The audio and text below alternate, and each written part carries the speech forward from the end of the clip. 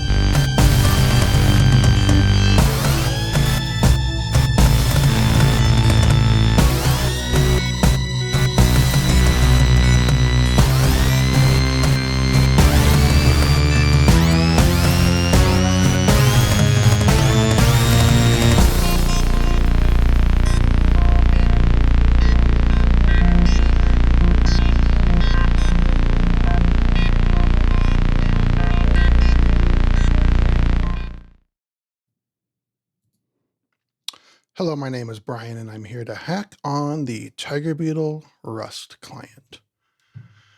Tiger Beetle is a financial database written in Zig, and it has clients in Python, Java, JavaScript, etc. No Rust client, though. And some people would like to use Rust to talk to Tiger Beetle. So this is a project I'm doing entirely on stream to create the Tiger Beetle Rust client. We've been going for nearly 20 streams now, almost 2 months, maybe more, trying to get this thing going. And we're really kind of into the flow lately, kind of the last push towards getting a PR in. This PR will sort of be the, MVP. It's not going to be ready for production, but it'll be, feature complete, more or less, and ready for review. After that, there's still going to be quite a bit of polish to do on the project, but we're getting to a major inflection point in this project, and things have been going very smoothly lately. Initially, it started off very exploratory. We spent, at least a month just figuring out how to do the thing we're trying to do here, and now we're really in the groove. So lately, I'm just trying to do more streams and get stuff done so we can get that PR in. Last time, we wrote a little integration test harness for our client that is able to spin up the Tiger Beetle server on a given port, and then we can talk to it and run multiple integration tests in parallel on temp directories. And everything gets deallocated and removed from disk afterwards. But we didn't write any unit tests. So my goal for today is to get at least a little bit of smoke tests written. For a purpose of PR, I don't think I'm going to really buckle down and do a comprehensive test suite. I'm going to try to do that as a follow-up work here. But we'll see how the review goes. Maybe they'll ask me to get it all done and really have good coverage for the initial PR. But today, let's just try to get some tests written. And I'm really noticing, just aside, my beard is getting very scraggly and annoying. So, I apologize for that. It's my responsibility to really be looking good for stream. And I do have my nice new scarf on, though. I'm doing, scarves are my flair for these streams these days. Always wearing a scarf. Let's get the code and go start digging in. So, the thing I want to do today is just kind of start by catching, getting our feet back on the ground and figuring out where we are. And so I'm going to do some rebases and clean up of the history, and then we'll get going. You can see my history has accumulated a lot of cruft here. So I'm just going to go reset onto this. And again, the way I tend to work is I just accumulate checkpoints in Git, and then eventually I clean up the history in a way that makes sense. Kind of depends on the nature of the code I'm writing. Like if it's exploratory like this project where I don't know what I'm doing, I'll just accumulate commits and then lump them all into probably 1 or 2 commits, probably 1 commit for this PR. If it's a refactor, then I will, where I have a clear roadmap ahead of me, I will make every refactor step a commit so you can like follow along in the PR. But these days, like PRs, commit history is not so prized on GitHub these days. Most projects just tend to accept, just a mess of commits and then they squash them all before merge. But I like a nice clean commit history, contrary to what my commit history looks like right here. I think I'm going to get reset onto the upstream branch I'm working off of. And here's what it looks like after that. Still, all of my work is in the Rust client here. I don't have any changes to Tiger Beetle itself. I'm just going to start a fresh history there. And I'm going to fetch Tiger Beetle and rebase, and then just make sure everything still builds at least.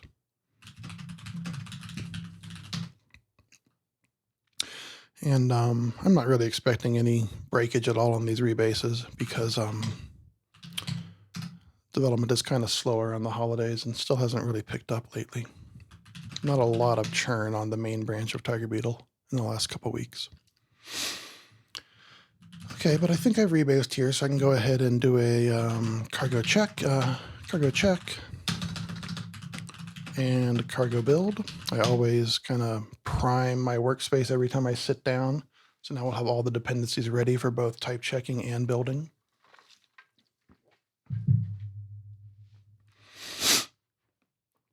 And while that's building, you can see all my notes on the episodes we've done. I have to upload these to YouTube eventually, and these are my notes to remind me what I did. In fact, I got to upload to YouTube this week probably. I tried to a couple weeks ago, but didn't quite have everything ready to go. We don't need this now, though. What we do need is our test harness. And this just looks pretty straightforward here. Let's go ahead and just look at it and review what we're doing. So here's our test harness. And this is a very common thing in Rust, is you need to write some integration tests, so you develop a little custom test harness. And in your actual unit tests, you kind of instantiate it for each one.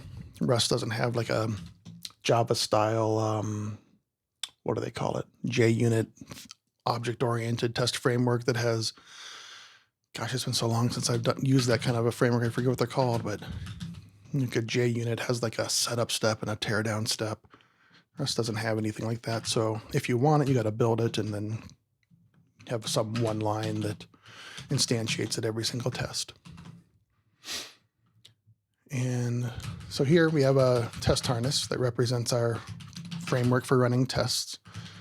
This just finds the Tiger Beetle binary, which exists somewhere on disk, and we have to find it before we run our test suite.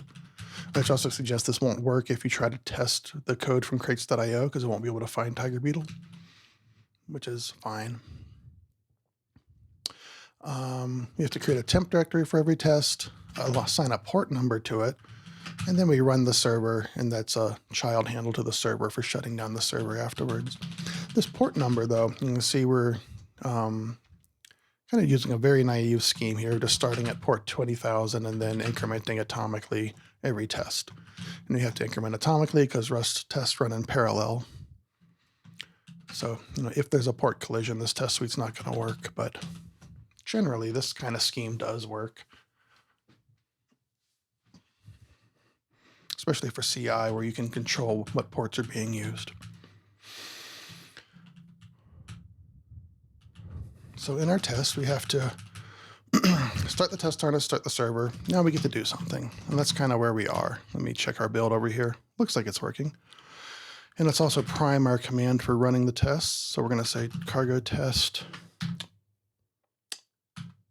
and this test is, I'll show you right here. It is in this test directory, which is the default directory for kind of integration tests in Rust. And it's in this file called tests. And this is probably where all of our tests are going to live, at least for the time being. But to run just this test, we have to identify it. If we just run cargo tests, we'll run all potential tests that Rust can find, or cargo can find at least. So we're going to narrow it down and say tests. This file is called tests, and this stuttering here is ugly, but this is first test is the command for running tests. This is the flag for finding tests, identifying tests, and this is the name of our tests according to tests.rs here in the file name. So if we run that, we should run our smoke test that doesn't actually do anything yet. And looks like it is working. And again, like every time I sit down to like start on a task, I'm going to like prime my command line with the command I'm going to need to repeat over and over. All right, so let's do something. And I haven't actually thought about this ahead of time exactly what I want to test. But probably I want to write just one smoke test that just kind of goes the happy path and does, all the standard things like creating accounts, creating transactions. So let's go over to our library here. And we could even build the docs and crib off the docs to kind of understand what we want to call. And like under normal circumstances, I might do that. I might build the docs and read my own docs in order to have a quick cross-reference of what methods are available. But on stream, I'm not going to do that because then I have to switch back and forth between Windows and OBS scenes, and it's just kind of too complicated. But probably what I want to do to start is create some accounts and then verify that those accounts exist. I'm going to say account 1 equals 1. And Tiger Beetle ID 0 is reserved, so when we create IDs, I'm going to start from 1. And that reserved behavior of various IDs in Tiger Beetle suggests a kind of test we should write eventually, is what happens when you pass IDs of 0 to everything. And I'm just going to start by creating an account. And to do that, we need to pass this account struct into the submit create account method. So I'm just going to go find the struct account definition here to crib off. And actually, I'm going to back up a step and I'm going to go to that method and kind of sketch out how I'm going to call that method. Because I need to kind of cross-reference two things at once. I'm going to say let result is, actually, I'm going to create a client first. We can't do anything until we have a client. And I'm probably going to need to import some stuff. Yeah, I'm really getting ahead of myself here. So I'm going to say up here at the very top, use Tiger Beetle, which is the name of this crate, as TB, because I'm going to be referencing many things in this crate. So I'm just going to give myself a nice shorthand for it. I'm going to say let client equals TB client new. And my test cluster ID, I could have a constant, but I know I'm going to use cluster 0. And interestingly, ID 0 is a valid cluster ID in Tiger Beetle, but not a valid account ID. Interesting. Interesting. And then addresses, I'm going to use, maybe that cluster ID should be a constant at some point, but not yet. This 127.0.0.1, it's going to use the same everywhere, maybe should be a constant, not yet though. And then the port number I'm going to get out of the test harness. So I'm going to say let address equals format. I'm going to go ahead and reference that because I know that I'm going to need to pass it by reference to this method. I'm going to say format 127.0.0.1 and harness.port number. And this is going to be address. This method will parse out multiple addresses, but we're just passing in one. And this could return a result. So we're going to question mark it. And while I'm thinking about this, we're also going to need some way to run async functions. Right now, it doesn't matter too much, but it's going to matter in about 30 seconds. Okay, so that works. So the next thing we're going to do is call this method to create an account. So we're going to say client.createAccounts. For now, we're just going to create one. And this is a slice. And that'll return a future. Not a result of future, but just a future. So this doesn't do anything at all when you call it, or it's nothing async at all. It does do a little work internally before it turns into a future. And I'm going to call this res for result. And to start with, again, like if I was going to like really develop a test suite here, I would probably just start just like this, like what happens when we pass no accounts into create accounts, and this would be the entire test. But I'm not really ready to sit down and develop a comprehensive test suite for this. So I'm going to call here, I'm going to say TB account, and I know I need to pass something as an account here. And now I can go look at our struct account and see what's inside of it. And really, I just need to fill out all of these fields.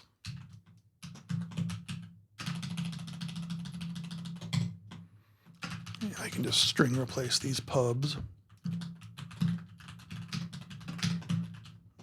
Sorry, I'm getting ahead of myself. There we go. ID. A lot of these are going to be default values, but ID is going to be account 1. And I might as well call this account ID 1. It's a little clearer about what it is. And this stuff is all zeros. User data I could set. Yeah, really, it's going to take a lot of tests to do this eventually. This reserved is a special type we have defined in order to make a whole bunch of, like a big array of zeros. Ledger here, I think we're just going to put 0 here. I don't remember if 0 is a valid ledger and 0 is a valid code. We'll see what the server says. And this account flags, I think I'm going to say account flags default as well. Timestamp has to be 0, I believe. And then this is okay for now. Let's just, again, just check this and make sure it works. I didn't namespace all my types here.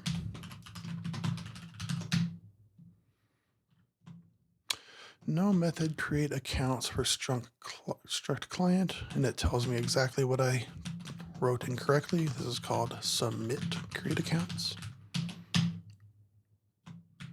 And it's an interesting question about whether the submit word is really pulling any weight here.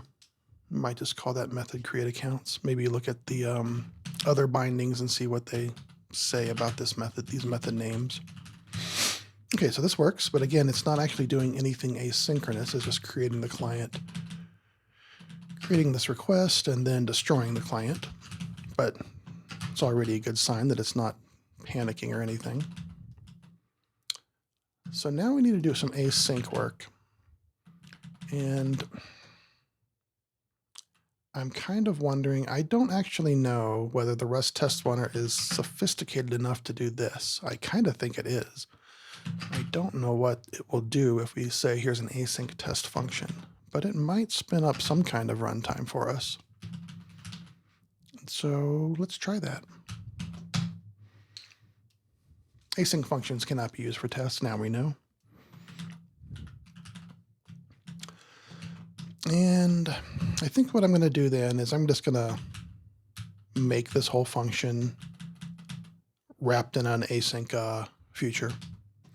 And to do that, I'm going to use the block on local runtime from the futures crate, which I think we already have as a dependency, but I'm not sure. So let's go check our manifest.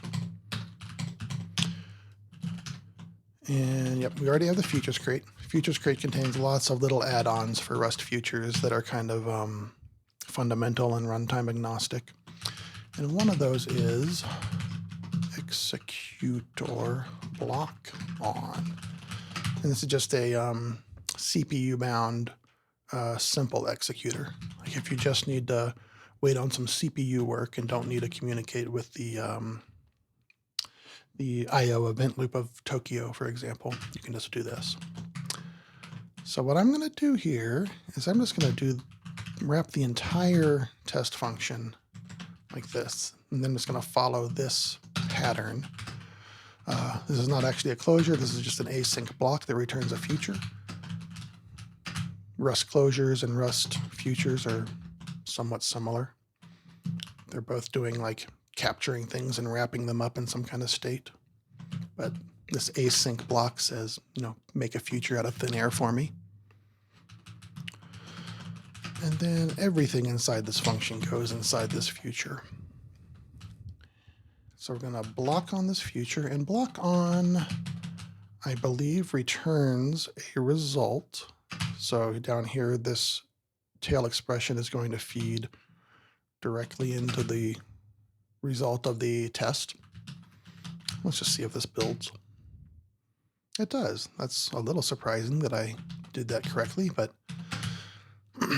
I've been doing some of this type of Rust async programming lately, so I have a lot of it loaded into my brain. I find that if I don't do a type of thing for a few months, that it kind of quickly seeps out of my brain. But this all looks like it's type checking at least, so we can wait on this result now. And so we can say we can just put it right up here, await. And again, let's go back and look at what the signature of submit create accounts is.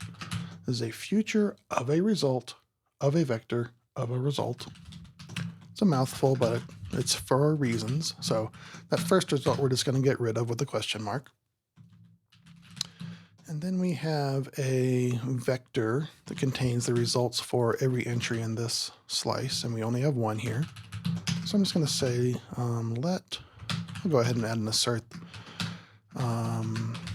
that res.len is 1. Should be one result for this. And then I'm just going to go ahead and shadow res and pull out that one result. Let res equals res.pop.expect. That should be fine. Oftentimes, kind of informally, I use this dot in an expect. It means like, yeah, I really thought about this, and I could also write unwrap here to indicate that this pop returns an option, right? And unwrap and or expect will say, well, this option has to be some, and I'm going to take the value out.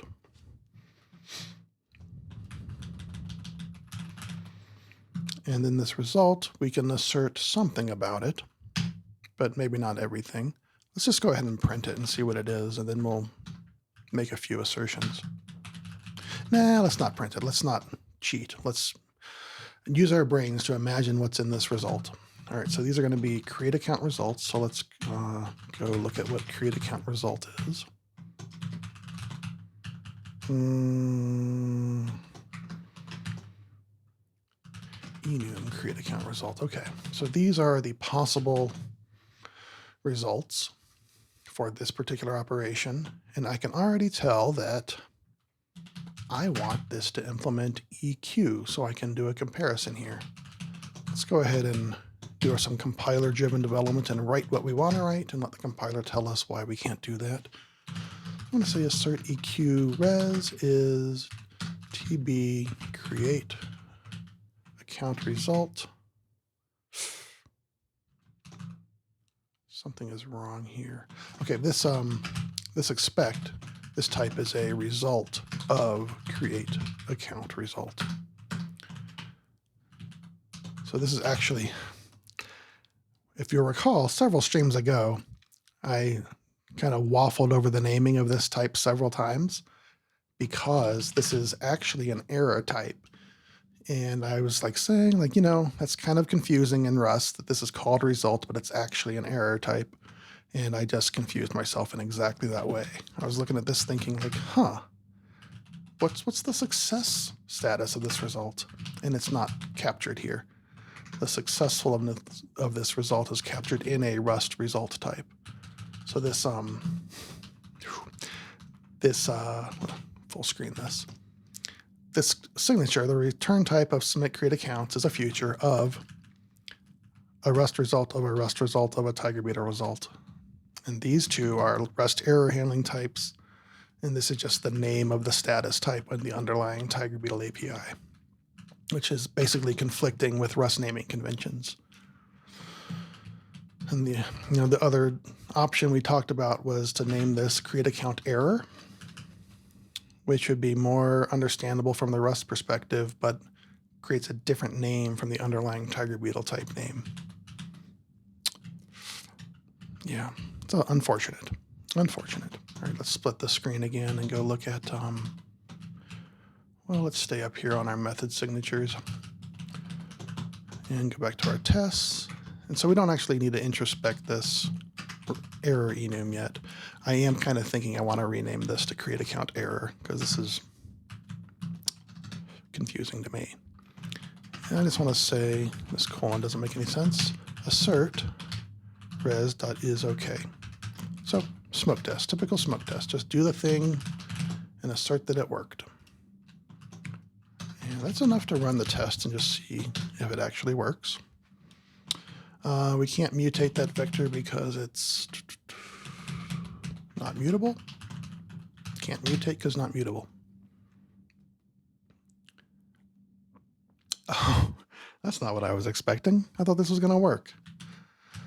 Why wouldn't this work? Okay, well, great opportunity to actually look at this thing here and see what's in it. Let's say ePrintline res, question mark. I'm going to do a debug print of this thing and see what this thing is.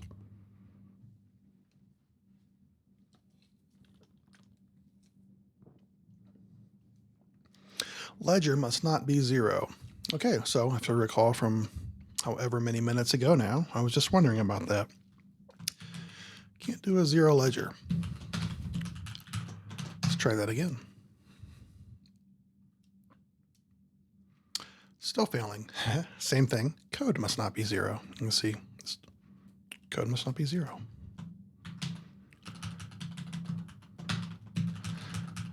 I'm going to say let's bank that in our memory for future use, but I'll probably forget that. Now this is going to work. And it does. Great. Let's checkpoint that work. So now we have a smoke test for accounts.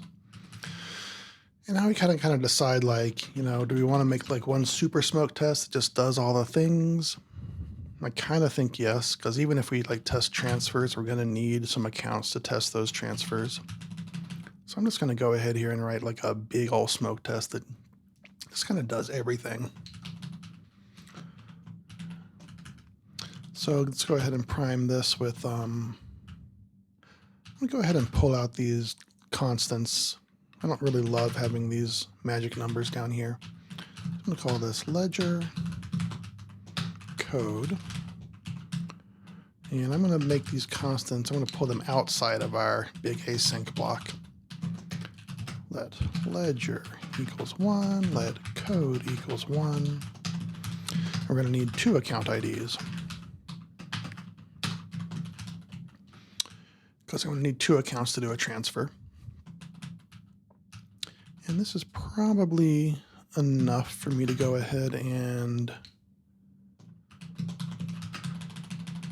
update our create accounts request with a second account. And the code we're writing here is similar to what we wrote in our manual smoke tests earlier in this streaming series.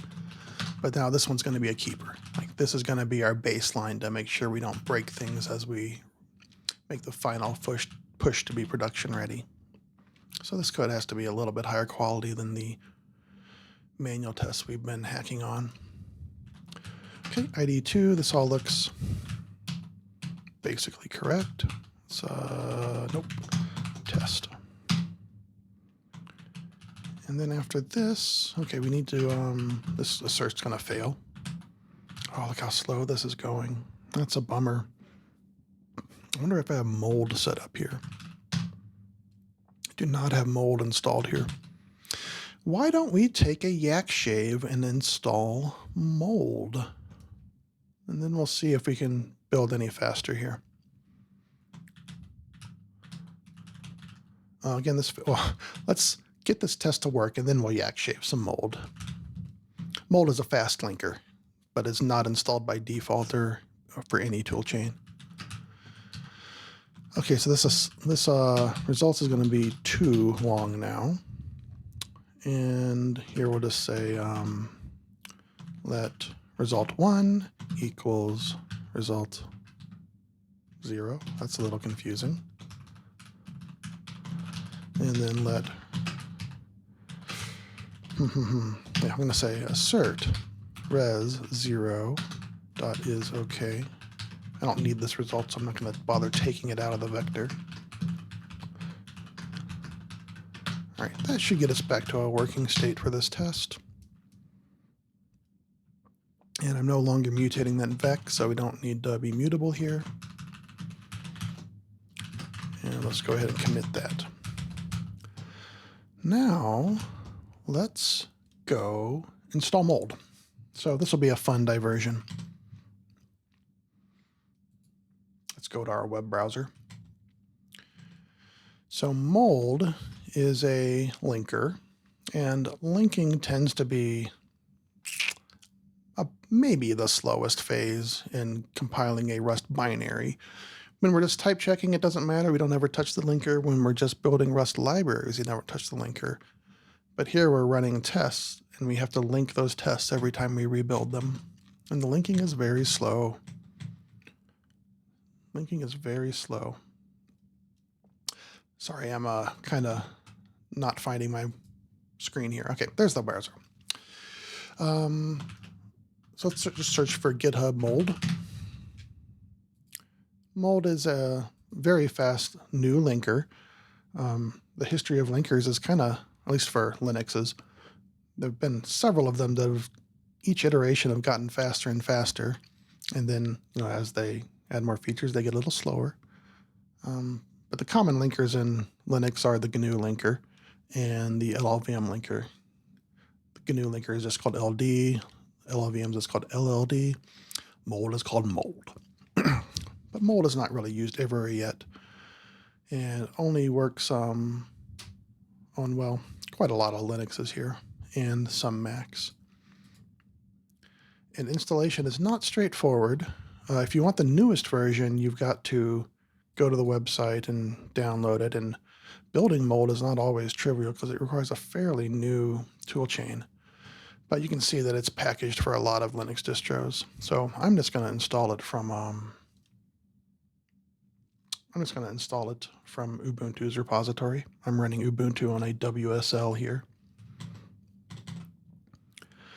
So I'm going to say apt search mold and just make sure it looks like the right thing. Drop in linker that looks like what I'm using or what I want.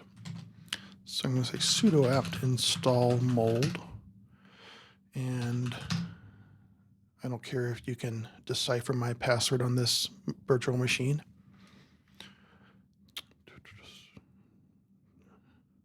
So what I was saying there is I'm not going to change screens or turn off my mic. So if you're very smart, you could understand what I tapped as my password for this VM, but it's just a VM.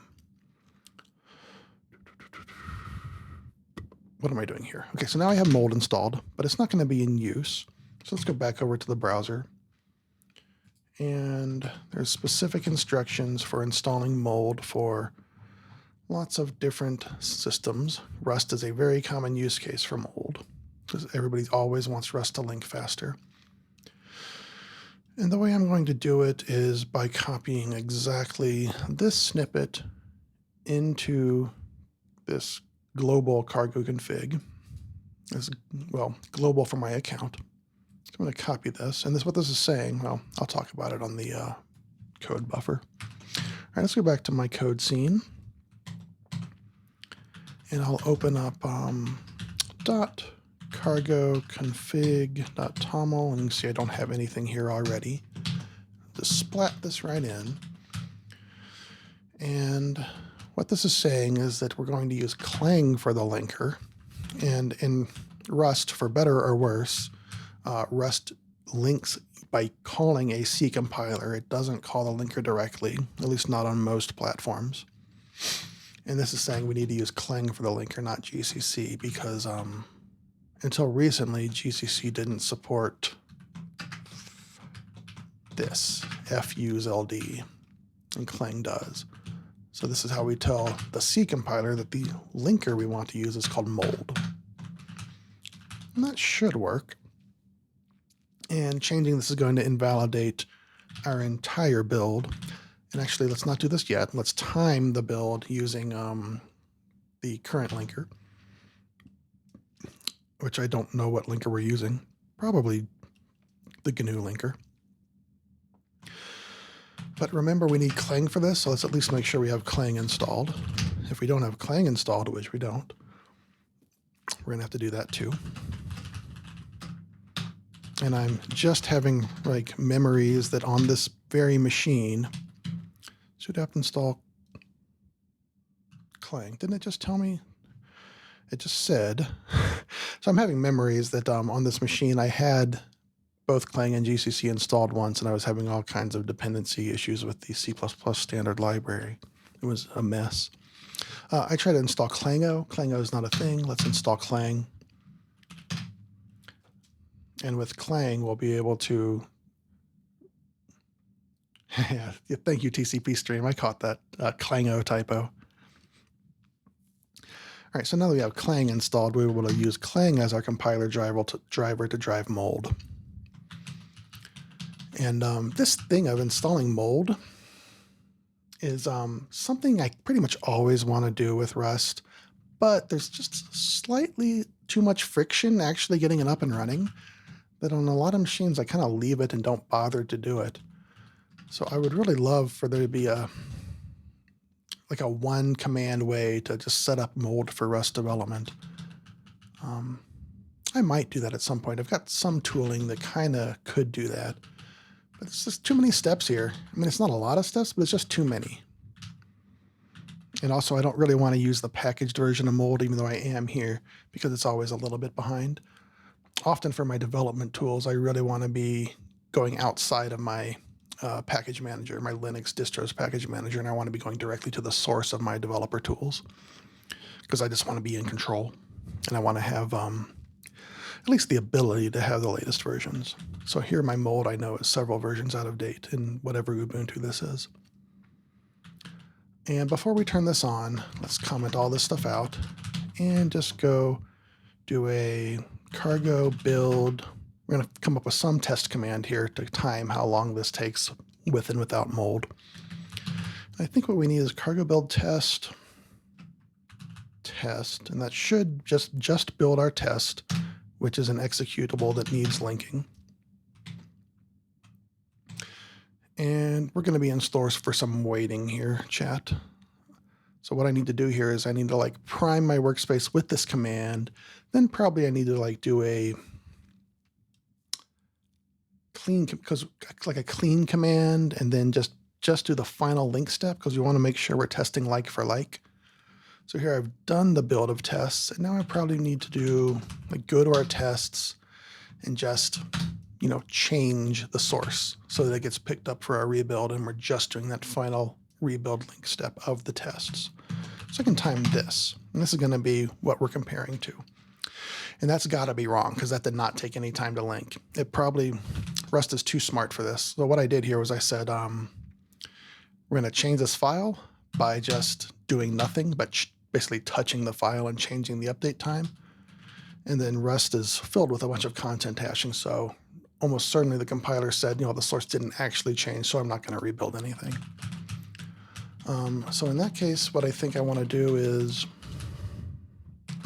just going to insert a panic.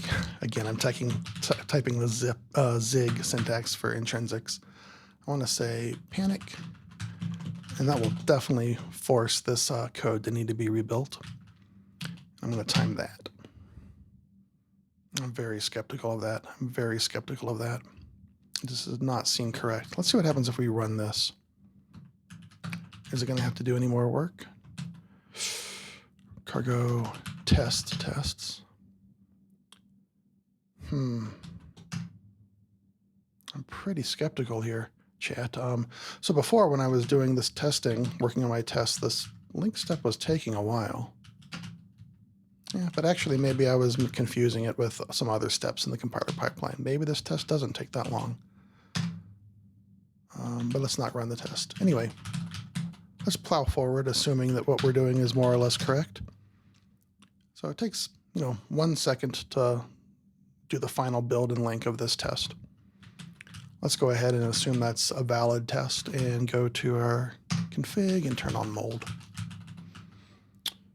And now, if we do this, we're going to rebuild everything because Cargo said like this input to the build system, that value of the linker is changed, so we have to do a rebuild.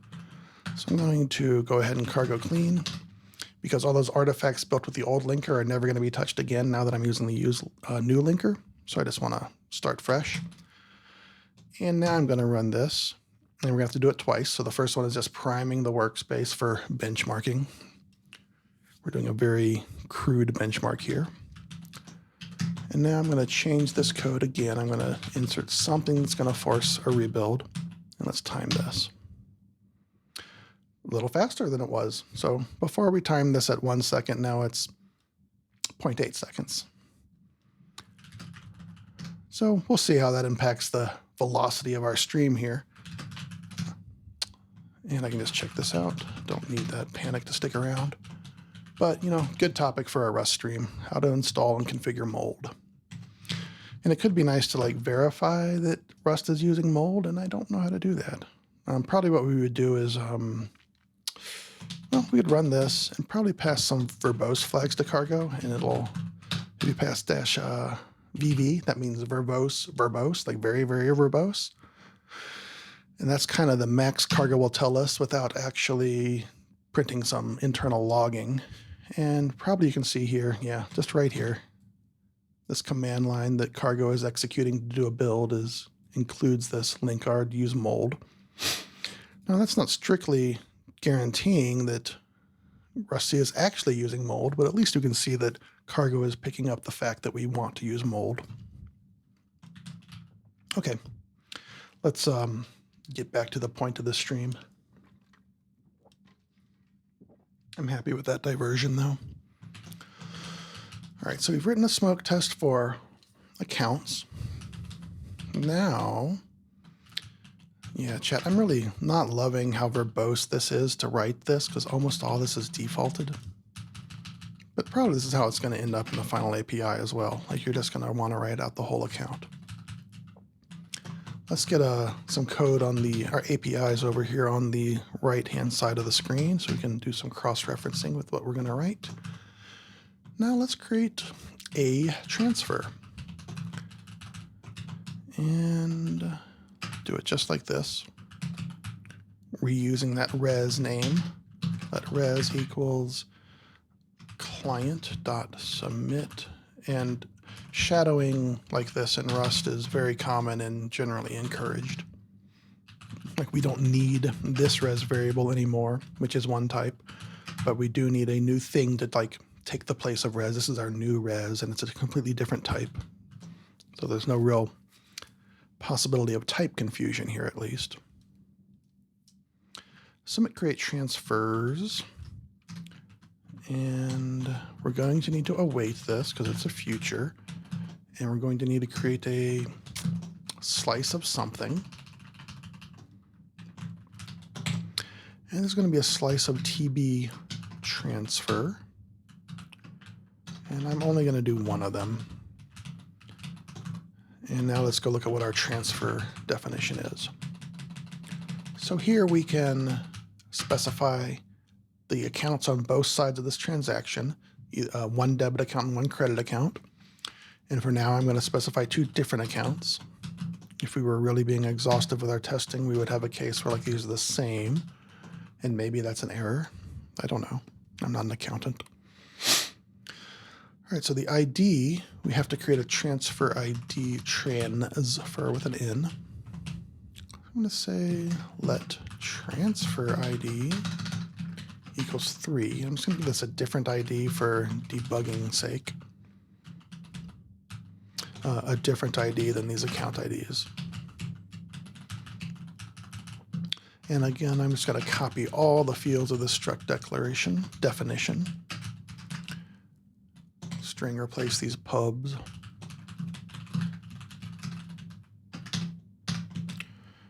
And this is going to be transfer ID. This is going to be account ID 1, account ID 2. Now we're going to have an amount.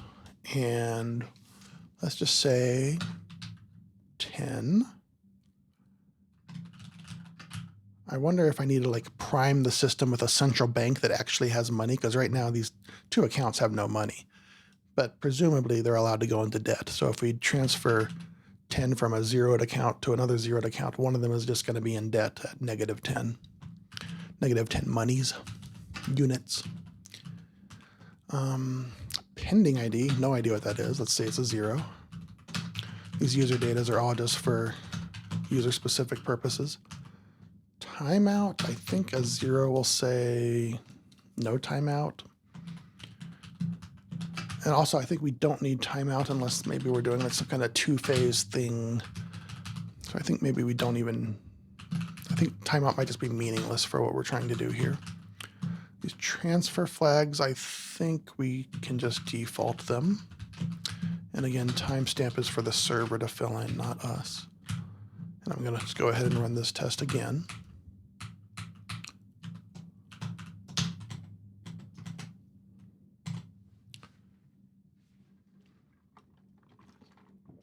Yep, you're right, I screwed up.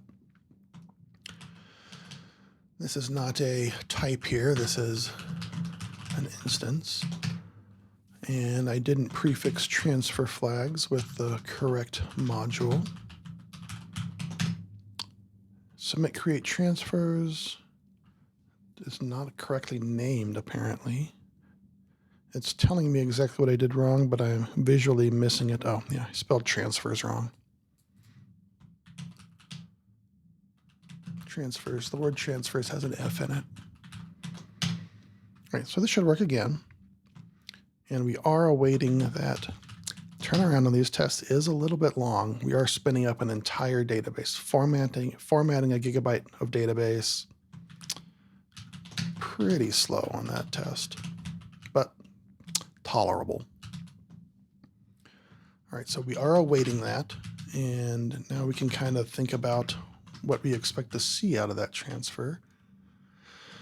So I'm going to again bring my method signature here to remind me what this mouthful of a return type is. We've already taken the future out with the await. We've already taken one level of resultingness out of this type with this question mark. So now we just have a vec of results of nothing. And let's say assert. Again, we're going to assert the length of the vector. EQ res.len is going to be 1. We expect a 1 result for our 1 request. And then we can take that 1 result out of the vector, and I'm just going to, again, reuse the word res. There's going to be res.pop.expect.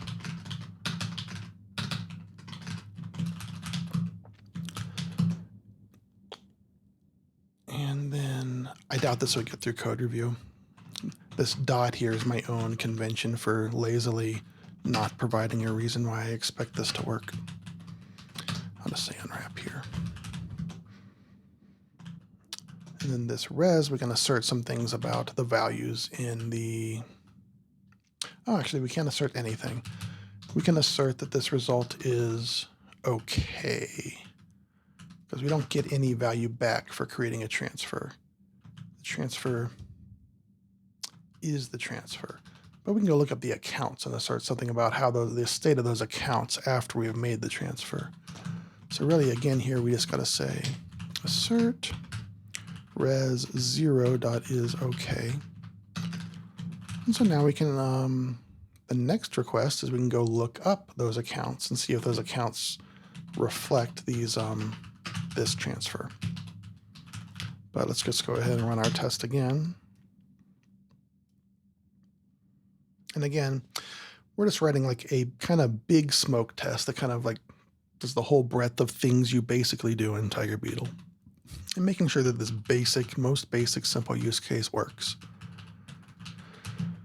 You know, a lot of times my tests would be more fine-grained, but we're kind of just having one test that establishes a baseline of functionality for this crate. And I think I need a commit here. And now we need to do a lookup of accounts. So what a coincidence. The next method is the next thing we need to do in our baseline use case. So here I'm going to say let res equals client.submit lookup accounts. And again, this is going to take a slice of things, and we're going to need to await it and unwrap that error. And now we need 2 accounts to look up. Let's see. No, not 2 accounts. This is just looking up accounts by ID, and it's returning the state of those accounts. So here my array is very easy. It's going to be account ID 1 and account ID 2. And then again, we've taken off 1 layer of errors there. So we can assert again, we should have exactly 2 results for our 2 requests. And then we can say let account 1. Let's say res account 1, just to avoid confusion with the variable I've already got called account ID 1. And that's going to be res 0, and we have to create a reference of it and or clone it. And we take it out of the slice, and then res account 2 equals that. And now we can make assertions about what we think that account state's going to be. Let's go to struct account and look at the account. This is all the stuff in an account. And what I am thinking is that, again, not really being an accountant or knowing much about double entry accounting, I'm assuming one of these accounts is going to have a debits posted and a credits posted, not pending, and that this is not like the number of debits posted. This is the monetary value of all debits posted. So we posted like a 10 credit. We posted 10 credits, 10 units of monies. So one account is going to have a 10 in debits posted. One's going to have a 10 in credits posted. And none of them should be negative, I think. You might expect like debits to be negative, credits to be positive, but I'm guessing they're both going to be positive. And we'll see. Nothing else here seems like it's going to be interesting. The server will set a timestamp, but we're not going to be able to guess it. So I'm going to say assert EQ res account 1. And now we got to go figure out the difference between debits and credits. So we said we're going to debit from account 1 and credit to account 2. So I'm guessing res account 1 dot debits posted is going to be 10. And probably credits posted is going to be 0. And then the opposite for account 2 is going to have 0 debits and 10 credits. That's what I'm guessing as a non-accountant and not, yeah, I'm not an accountant. Let's run that test. Let's run that test.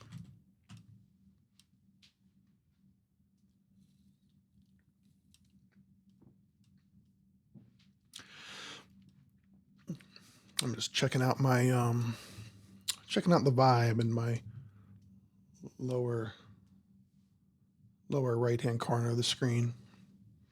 It's looking pretty good today. Okay, I did some things wrong here. What did I do? Oh, it looks like these are results, and I need to take those results out. Okay, those are results. Let's figure that out. Because I made an assertion. Oh, I have not asserted anything about these results at all. So each one of these lookups could fail, in which case there would be an error. But here I'm just going to say dot unwrap. And this is going to unwrap me a value type. So to actually unwrap this, I need to clone and unwrap. Otherwise, it would be trying to take the value out of this array when I unwrap it, because unwrap takes a by value.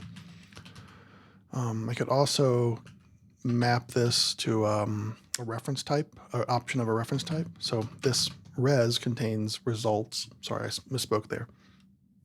Res contains results of accounts. So if I wanted to just unwrap those results, I would be passing the value of those accounts to this unwrap method, moving them out of the array, which I'm not allowed to do, or this is a slice. So I can either clone that value out of the slice and then unwrap it, or I could convert it to from a result of a value type to a result of a reference type, like this. Doesn't really make a difference here, as these are very simple, plain old data types. And cloning is kind of more fundamental and more straightforward than dealing with references. So I'm just going to clone that value out of there.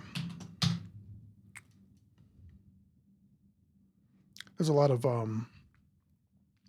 think a lot of newer Rust programmers have a kind of fear of cloning. It like feels like it's more verbose and it feels like it's inefficient.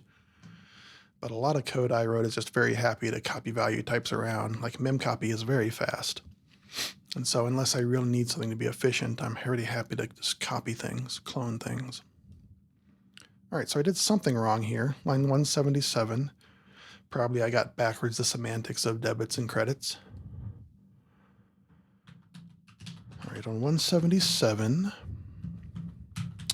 account, oh, no, what I did here was I typoed 2. So this is an assertion about account 2.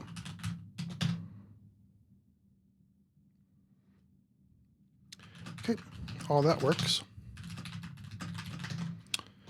And now we probably just continue taking this smoke test further through the number of queries, through the request types. Let's go up here and see what other requests there are. So we did a lookup of accounts. We can look up transfers too, so let's just go look up a transfer. And this test is getting quite unwieldy. I'm going to say let res equals. One thing we could do here to visually break up this test as it gets bigger is, so every time we rebind this res variable, we're kind of like starting a new phase of this test. So a very obvious thing to do here is to just move these into their own scope, which especially visually tells the reader like, okay, this thing is all independent right here. This block of code is an independent thing. And I do that pretty often. It also says to the reader that like these variables here are not relevant after this point in the code. So I'm a pretty big fan of just using arbitrary blocks, just using blocks to break up code. But for now, let's just keep going as we've started. Let's do a lookup transfer. And again, we're going to have to await it and unwrap that error. And we know our transfer ID. I think we called it transfer ID 1. Nope, just transfer ID.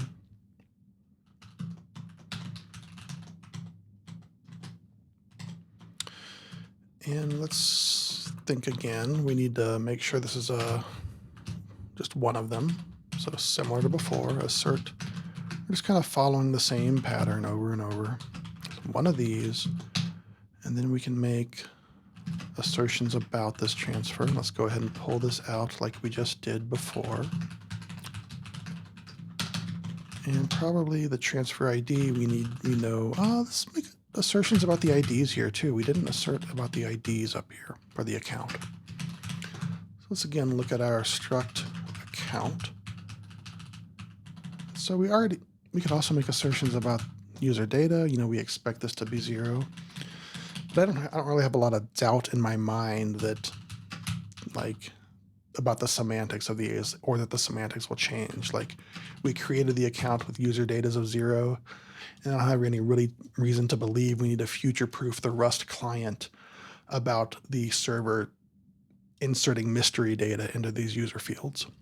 Like, if that ever happens, surely there will be some other test somewhere else in the Tiger Beetle system that finds it. So, we're not writing a test suite here for Tiger Beetle. We're writing a test suite for the client. So I want to be kind of judicious in what I do here. I don't need to be exhaustive in all the capabilities of Tiger Beetle. I just need to make sure the client seems to behave the way a Tiger Beetle client should behave.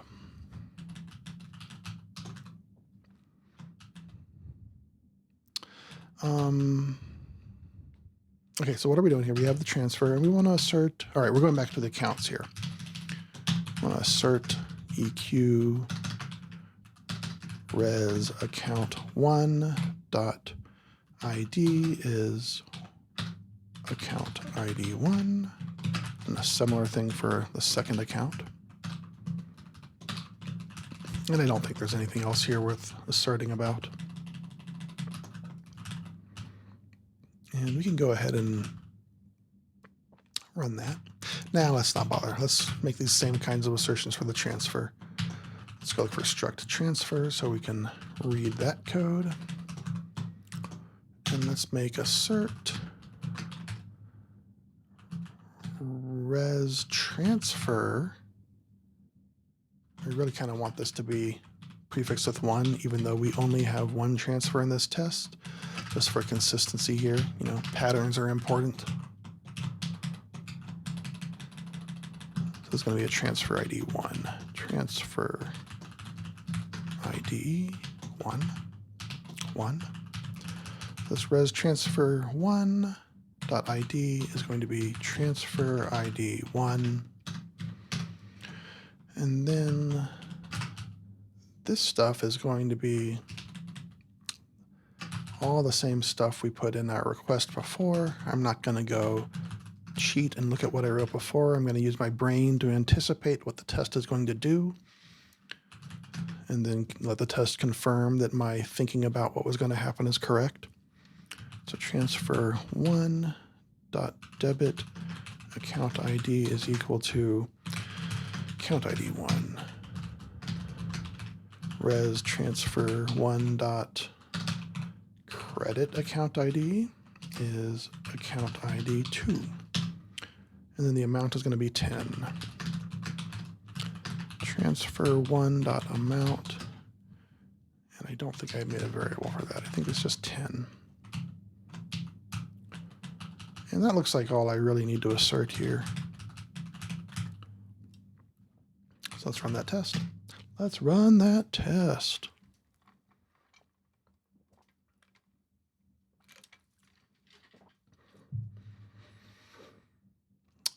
And let me see what else can I get going here.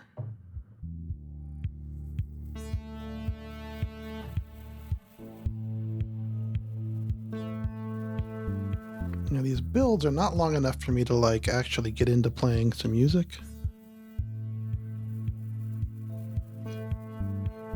I do kind of feel like these streams are kind of taxing, right? So it'd be nice to just take a break.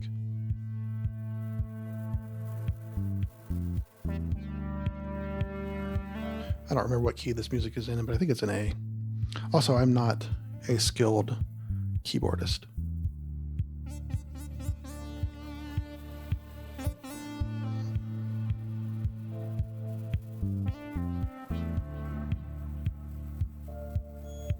Just give me 1 second, chat. I'm into it now. I'm into it. I can't stop.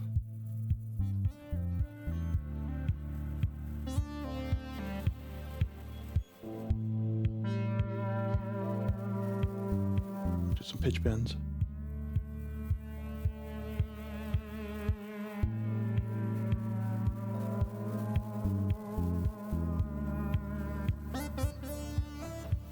I think it's in the key of A minor.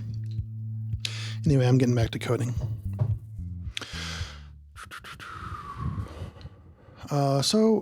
Wow, it took all that time and then I just ended with an error message. What did I do wrong? I typoed something again. Yep, submit lookup transfers.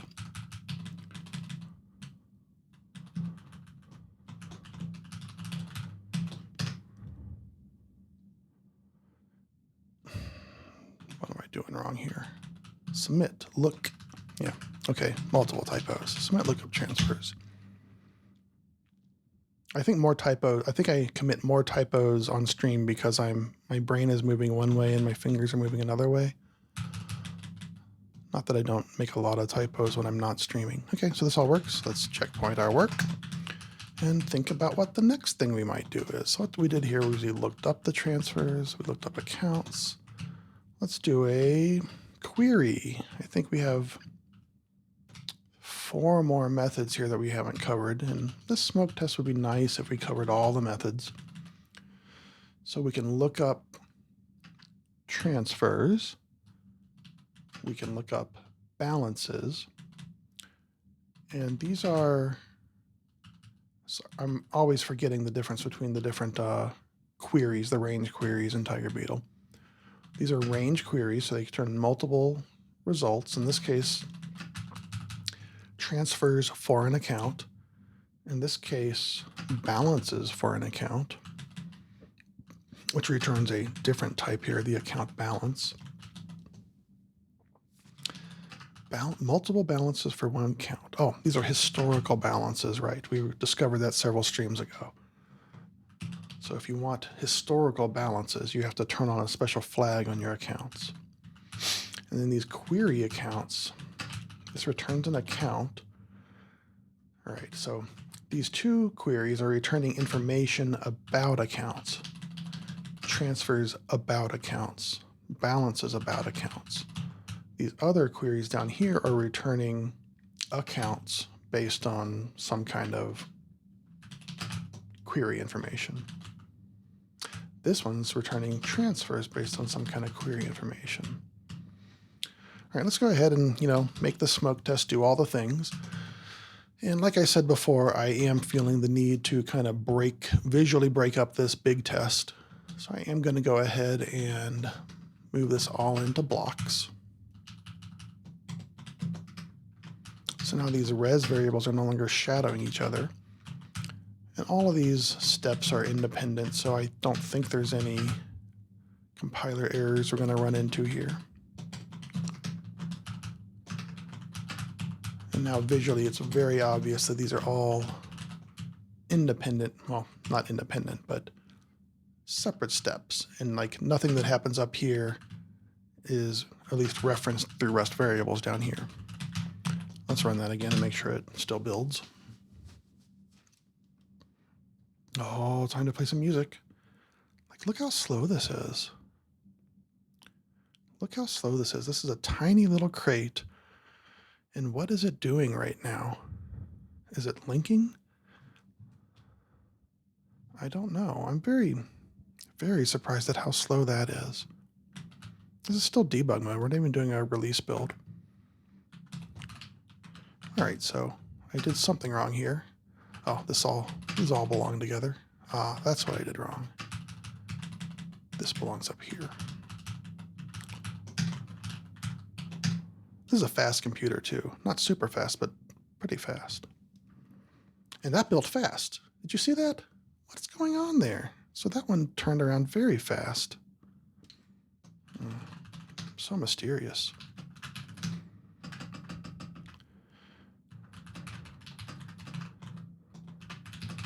So I'm thinking the speed here is probably not related to linking, maybe incremental compilation in debug mode. Like in one case, I probably changed code enough that the compiler had to do more rebuilding, more reanalysis. And in one case, I changed a little bit, so the compiler figured out that I could reuse more code or reuse more analysis. I don't know, though. I'm just guessing. Anyway, I am finding this to be a little tedious and kind of hard to stay on task while talking about it, because we're kind of just doing the same thing over and over here. And all right, so we've done a lookup transfers. Let's get focused here. Let's get focused, chat. Let's do this query. So this query, get account transfers, we're looking up transfers based on an account filter. This account filter probably just specifies which accounts we're looking for. All right, let's open another new block of our test. Client.submit get account transfers. And this only takes one type of request, or one request. But we need an account filter here. And then this is, again, a feature that we need to await on. We need to handle the outermost result immediately. So let's go look up account filter, struct account filter. So we can filter on any of these fields, and a 0 is kind of a sentinel value, meaning ignore this for probably all these. But let's just look up the account ID.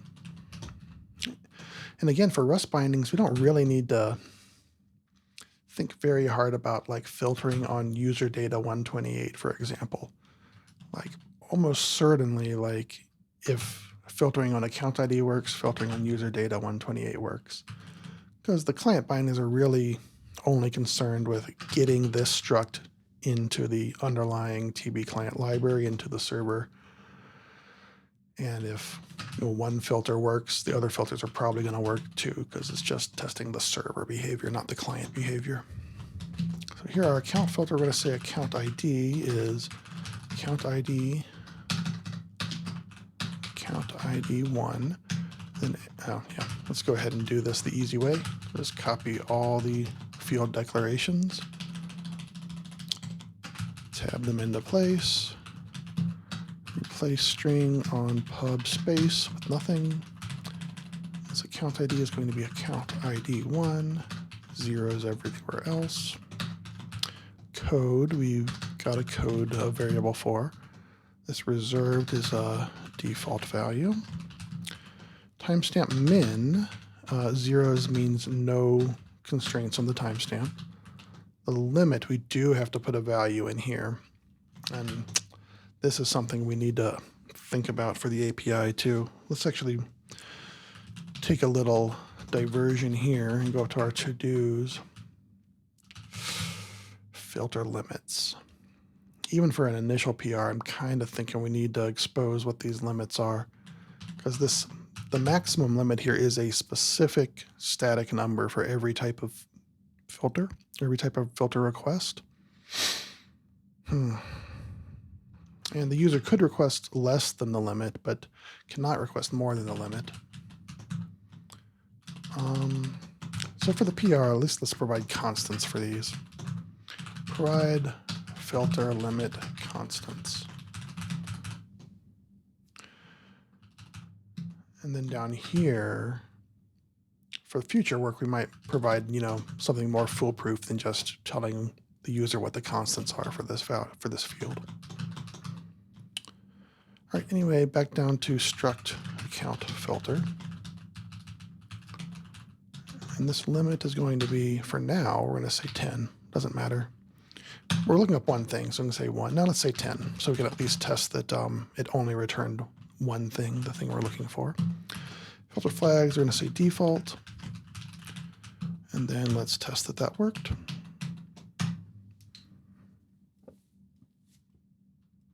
It looks like it's going to work. So this Tiger Beetle build says it's working on building the binary, which in our case, it might be that main function that is now just kind of sitting around doing nothing, which we could go delete. So before it runs the tests, Cargo is probably thinking, I need to build this binary right here. So when it says Tiger Beetle paren build, that says to me it's running the build for the Tiger Beetle application, which is defined by this file, and which is just filled with, junk manual testing code that at this point we may never need again. We may do all of our testing through the test suite at this point. So I'm kind of wanting to delete that main file and see if our velocity for turnaround on these tests increases. But we're in the middle of some compiler errors here, so let's resolve those first. Tests.rs. Account filter needs to be prefixed with the correct namespace or the correct module name. Same for all these things.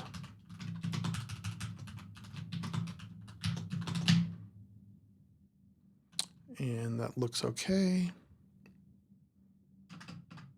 That all looks, oh, I did something wrong. Let's run this without the pager.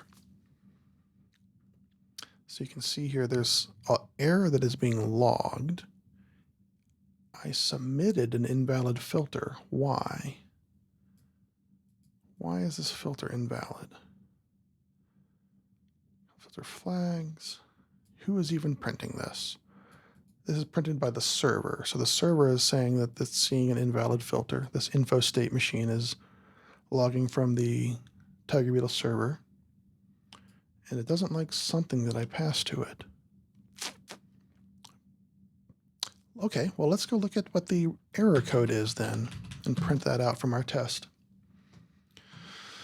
So again, this result is, let's go look at the function signature for get account transfers. Get account,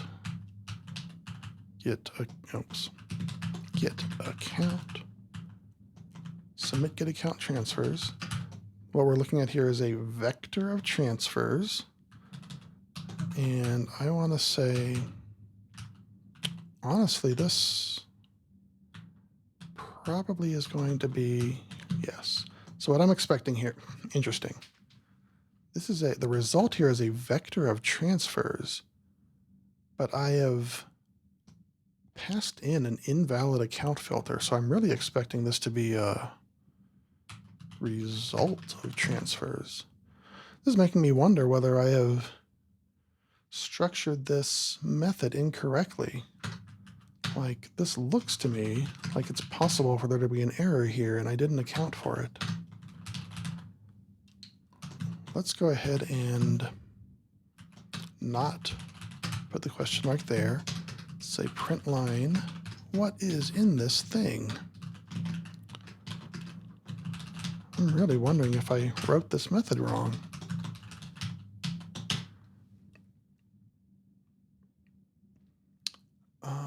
Oh, the test passed, so I can't see that print line, but I can tell the compiler driver to print stuff anyway. Although, where's all this stuff being printed from? Is this standard out? The test driver, the Rust test driver captures one stream and passes through one stream. I think it captures, I'm not sure. So I tried to print standard error, ePrintLine, and I don't see my print here. I'll use my standard printf debugging technique of just doing that, something visually striking, and try it one more time without saying no capture.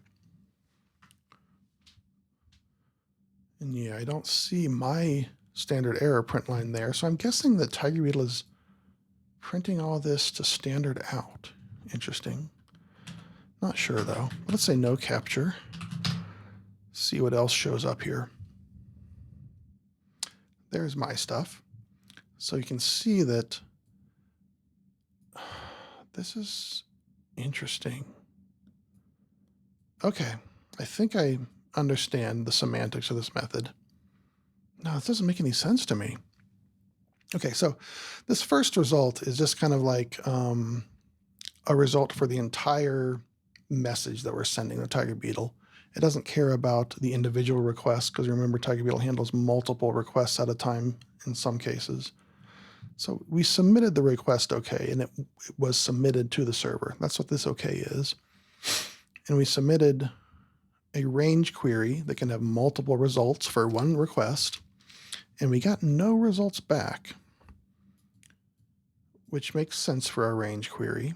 Like before, we were looking at point queries. We were submitting multiple point queries at a time and expecting to always get one-to-one results back for every query.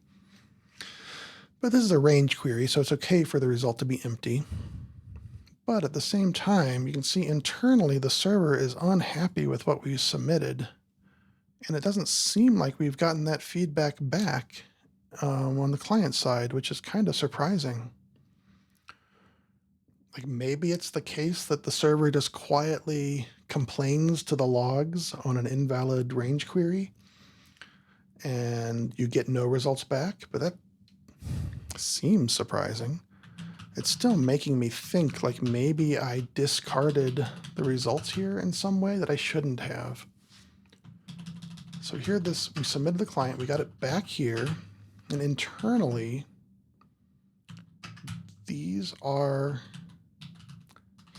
this message contains the results.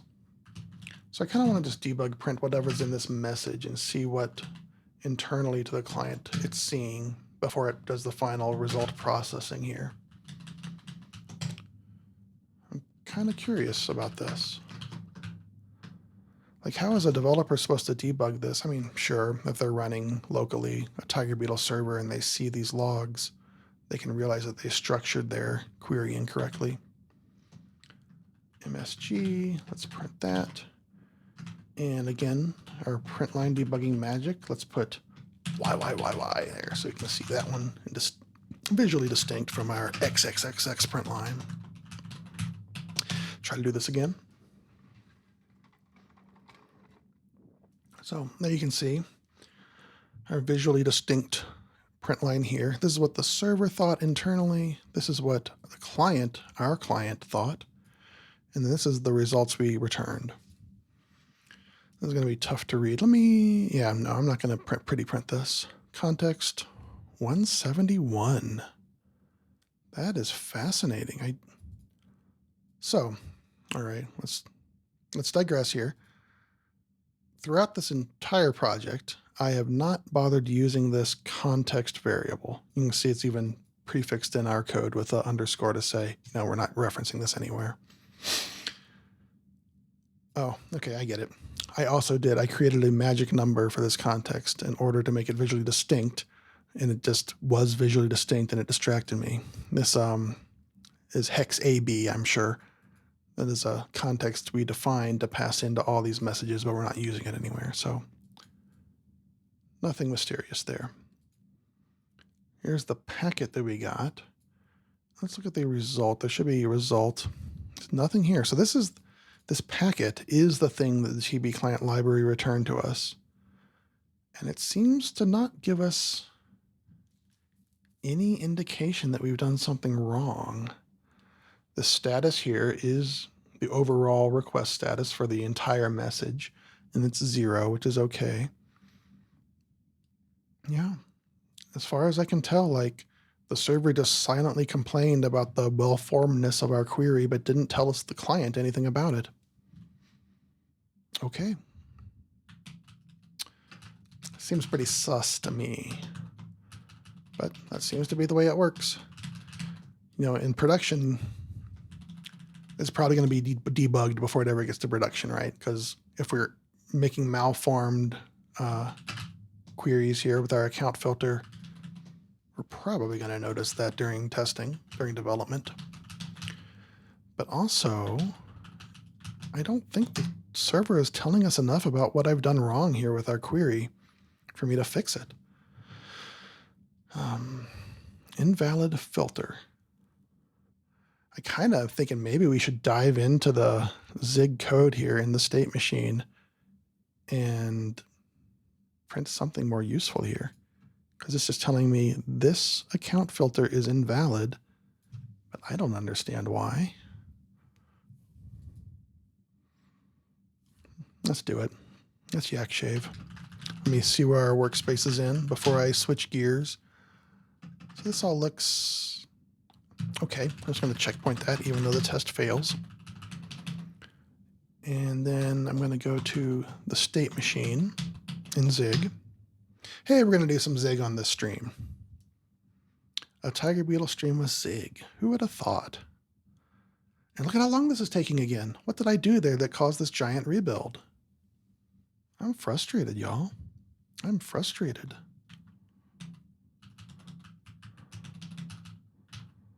Okay, so here it says this is logged by the state machine. Let's see if I already have that. Yep, I already got that loaded. State machine is kind of the central mechanism in Tiger Beetle, so always cross-referencing the state machine. And does it tell us a line number? No, but it does tell us a greppable message here. So let's search for, and I'm just going to make this full screen. Invalid account filter. Oh no. Oh, invalid filter for get account transfers. Invalid filter for get account transfers. Okay, that's the one right here. There's a to-do here. And I wonder how old that is. Improve the way we do validations. That sounds like a vague to-do to me. Typical of to-dos. Like the more time goes on, the harder it will be to remember what that meant. The way. All right, so this is wrong. So if it gets to the end of this function, something is wrong. Prefetch get account transfers. Get account transfers.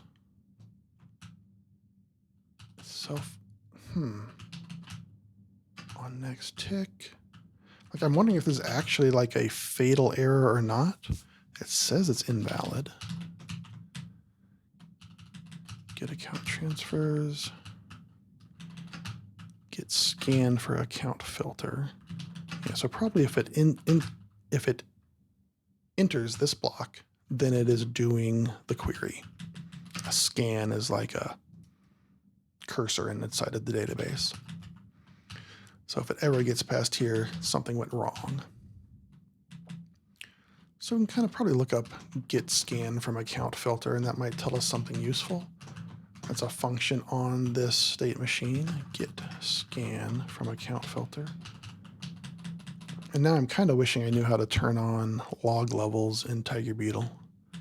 I'm kind of ashamed I still don't understand how to do that. I think I've like looked it up and figured it out several times, but it just doesn't stick. It's not as simple as just setting an environment variable. Okay, here's get scan. Something went wrong here. This is the return a null, so probably this validation method failed.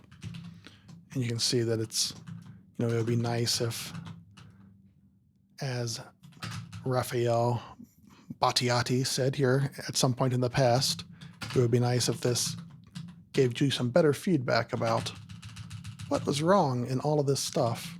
Like developers would run into exactly this problem, and they're going to have to go look through the code like this, which is, typical for bleeding edge products and early adopters. Like, I'm okay with doing this, and probably the kind of developer who's going to use Tiger Beetle is perfectly okay with going and looking through the Tiger Beetle code, maybe even building Tiger Beetle themselves and diving all the way in to find this exact clause here, this expression. But you'd expect in a more mature product that the actual user of the client would get direct feedback about what went wrong here. Anyway, enough blabbering. Let's try to intuit here what we did wrong. So I'm going to open on the left-hand side my tests. This is my account filter. And, account ID can't be, I'm going to make the test smaller for just a second here, chat, but I will increase the text size again when I'm done. Hopefully you can continue reading this. Account ID can't be 0, and it can't be max int. That seems pretty unlikely. Just bounds on max ints for timestamps.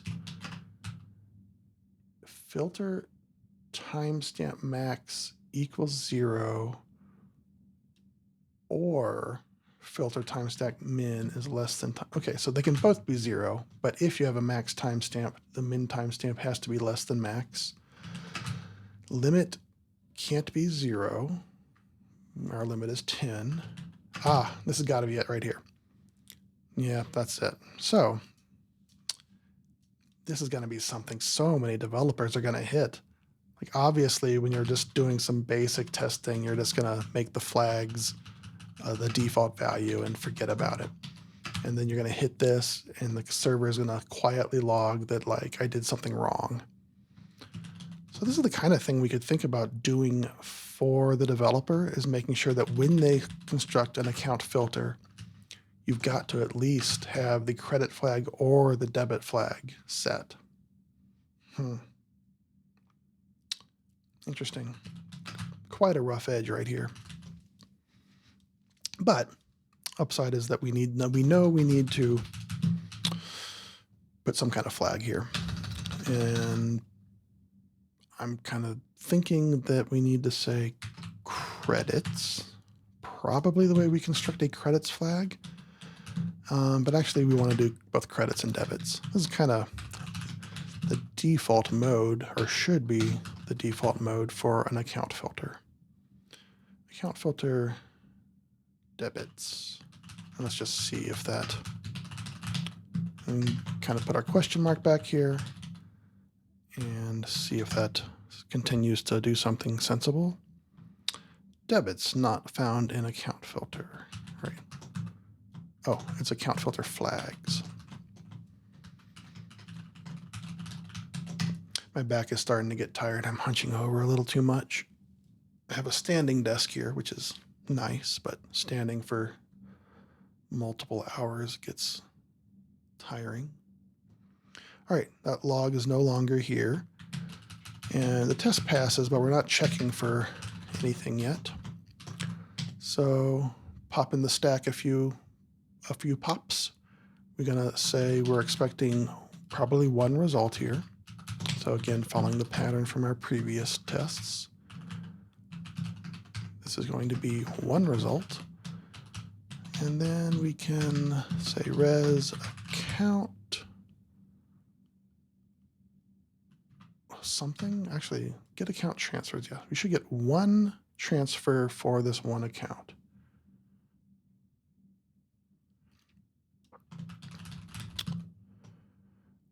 We should have one transfer for this account. So I'm going to say let res account equals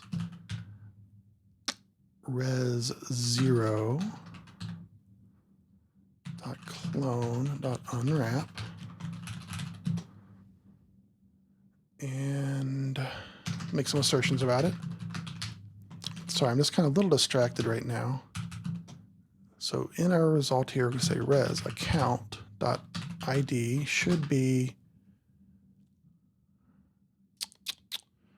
account ID 1.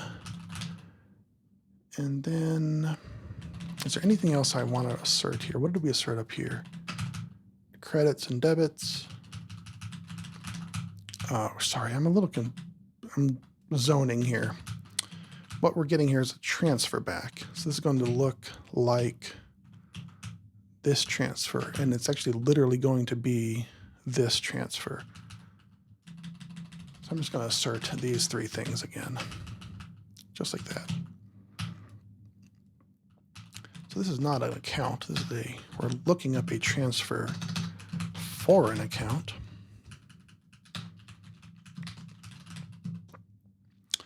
And this is transfer ID 1. And now we can make assertions about, and really I could also just assert EQ. No, I couldn't just assert EQ on this transfer because the server is going to fill in that timestamp. This transfer is not going to be literally equal to this transfer down here. I'm going to say res transfer dot account 1. I really need to open up my struct definition in the other window here. Struct transfer.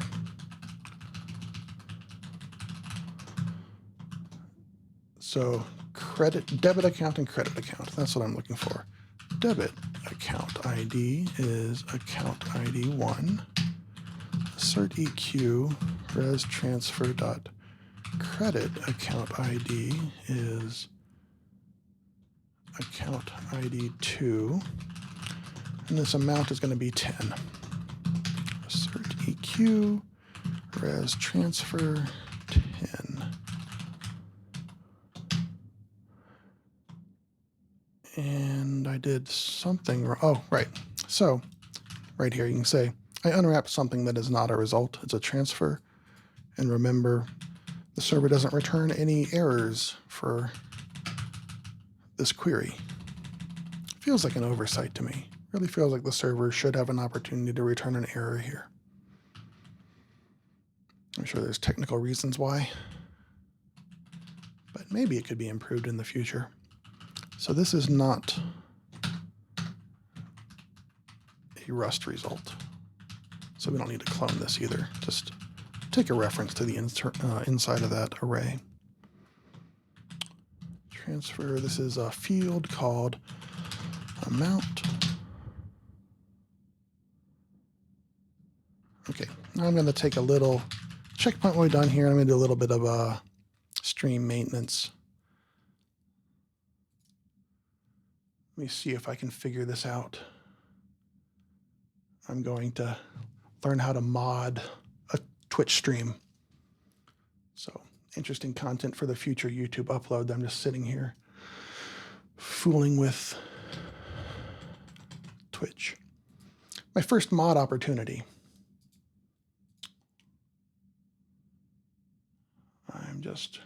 What I'm doing right now is I'm just looking through the Twitch stream manager, trying to understand how to mod stuff. What does this icon do? Not clickable. What am I not understanding here? I feel like it should be obvious how to do a mod.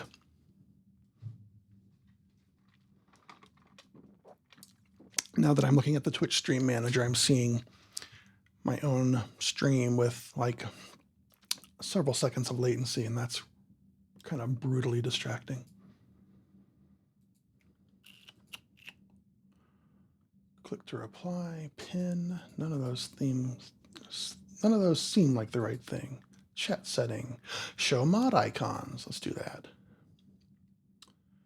Bans, timeout.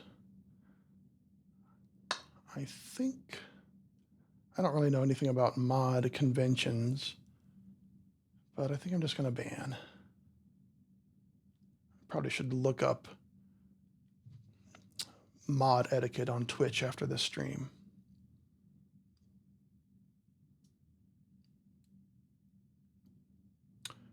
Hey, I did it. I modded. I did a mod. All right, I need to take a little just chill break here for a second. We might be coming to a close. I'll turn on some music so you're not completely bored. I'm just gonna pace around here for a minute. Woo!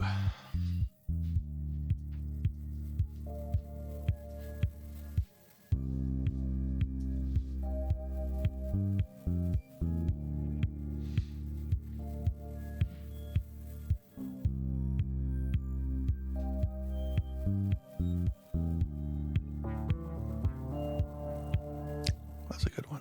That's a good riff.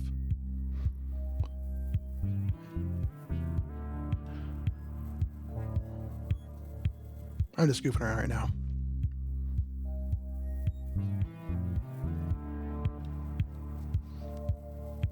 I don't know what other chord this progression goes to that alternates between two chords. One of them is A minor, though.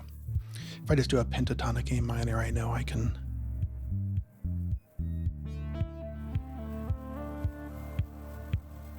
mostly stay tonal.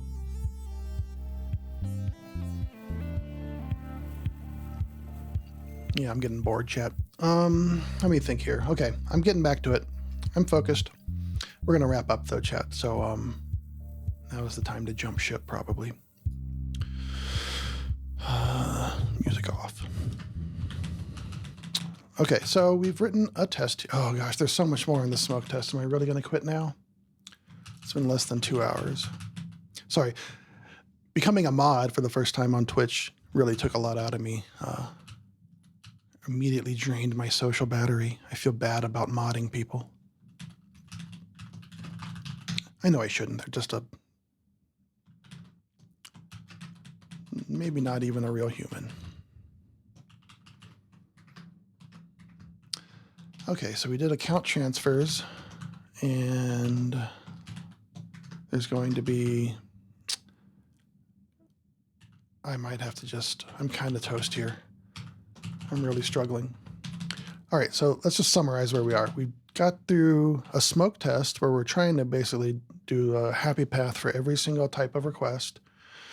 And we've gotten through up to get account transfers, and there's 2 more range queries to do here. Get account balances and query get account balances is going to be very similar to get account transfers, but we're going to have to turn on historical balances for that to work correctly. And then there's 2 more range queries for finding accounts based on some fairly simple relational style queries. And I think I'm going to have to do another session to come back and do that. Let's push what we've got. And I think I rebase or got a force push. And let me see if I can just step back and think a little bit about what we've done and kind of summarize where we are. Okay, so we implemented a big chunk of a kind of a big smoke test.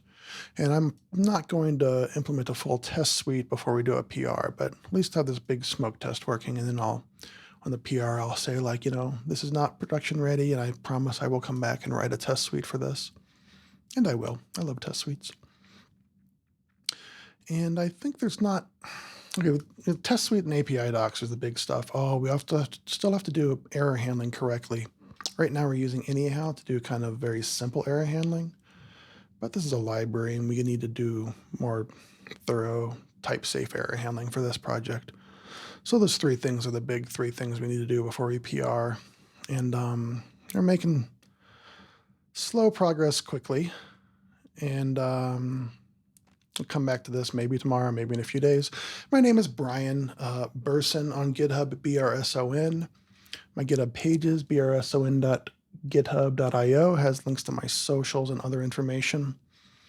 I'm doing this whole project on stream on Tiger Beetle Twitch. I will also upload a playlist to YouTube soon, I promise.